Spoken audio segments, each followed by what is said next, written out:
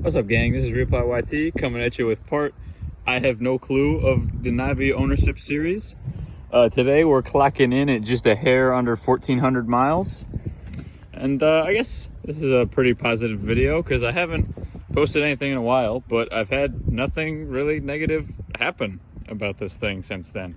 I've been putting miles on it over the summer, taking it back and forth to work or even just little joy rides like I'm doing today.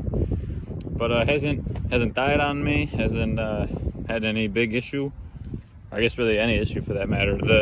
I did find out that this little oil overfill thing exists, and it's pretty easy to take off. Just take off that little clip up there with a little set of pliers for pump that bitch out if it's too filled up, pardon my French. And yeah, I'm pretty sure the way it works is it just spits it out the intake if it overflows, which I guess is a pretty good design. I guess maybe I just shouldn't have overfilled my oil too much when I did that last, but you know, it's kind of hard to tell based on the specifications in the owner's manual, you know, because they say both the dry weight and the drained weight, which is kind of hard to decipher. I guess that's what the dipstick's for, but you know, yeah, it is what it is. And I guess to speak towards the total ownership of a NAVI experience, I'd have to say that it's pretty positive. Obviously not accepted by all facets of bike life or of that sort, but you know, aside from the occasional Harley rider not waiting back or something, I feel like people are at least polite to me in bike event scenarios or even just random encounters with other motorcycle riders.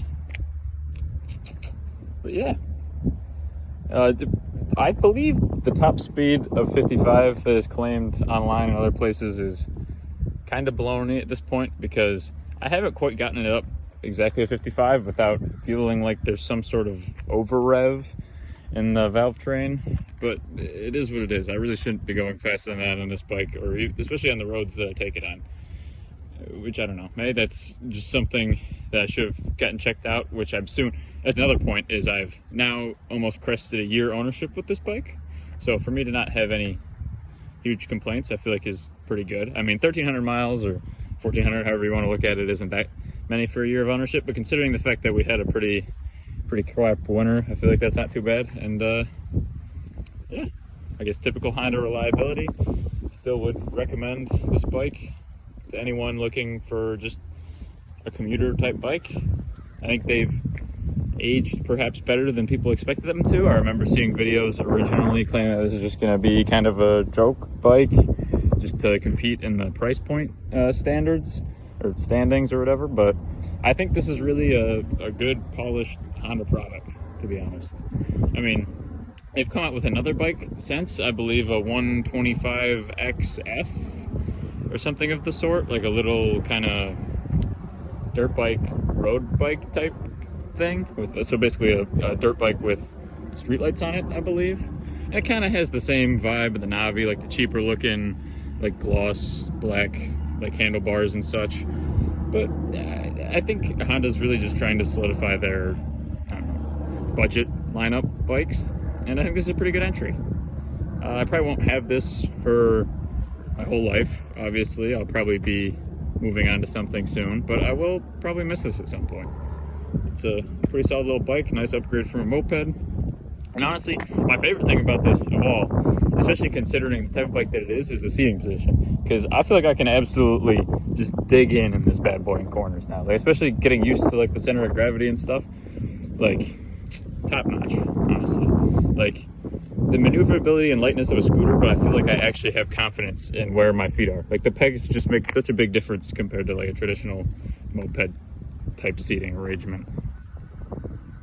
Oh, and another, I guess, I don't know, thing to point out were the brakes that I was talking about earlier. I noticed that there was a little too much play in the lever, like it would go all the way to the handlebars if pressed. So I just adjusted them a tiny bit, tightened them up, and yeah, so I squeeze hard. It's nice to get a nice handful of brake when I need it, and yeah, this thing locks up pretty darn nice now. Gotten pretty good at, I don't know, I guess stopping is a pretty basic skill on a motorcycle, but I guess there's levels to proficiency in the act, and I don't know, it just helps. It makes me feel a lot more confident riding this, which is what you want, obviously. Confidence is key when operating a two-wheeled motorcycle around all these cagers, as those who know. But yeah, I guess don't have much more to say. So thanks for watching. Hope you have a great day, and yeah, don't take things in life for granted, because you never know how long they're gonna last. Kind of a weird note to end this on, but I feel like I need to say that, whether that be family or whatever. But yeah, I look forward to future things for not only life, this channel, for this Navi, but you know, just trying to keep a positive spin on things. Feel like I've let my spirits get in the way of making more videos and such, so for that I apologize, and thank you again for watching. Peace out.